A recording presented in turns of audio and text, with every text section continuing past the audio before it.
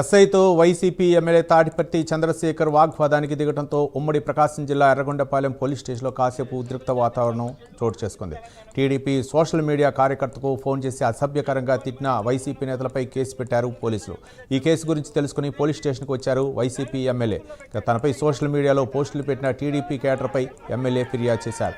ఈ క్రమంలో SI దేవకుమార్తో MLA Tatiparthi Chandrasekhar వాగ్వాదం దిగటం టెన్షన్ క్రియేట్ చేసింది. ప్రెస్ మీట్ లో లోకేష్ గారిని మాట్లాడానని ఇక్కడ ఉన్నటువంటి వార్డు మెంబర్ అబ్బాయి, మీకు తెలుసు ఆ వార్డు మెంబరు తెలుగుదేశం అబ్బాయి, వార్డు మెంబరు ఆ అబ్బాయి వచ్చి కంప్లైంట్ ఇస్తే ఎఫ్ఐఆర్ ఫైల్ చేసి నాకు నోటీస్ ఇచ్చారు, 41A నోటీస్ ఇచ్చారు. ఒకసారి చెక్ చేయండి.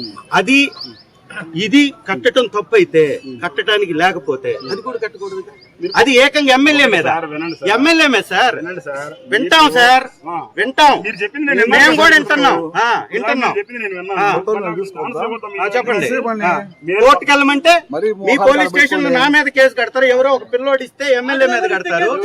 చంద్రశేఖర్ చంప చెల్లు అనిపించిన తెలంగాణ పోలీసులు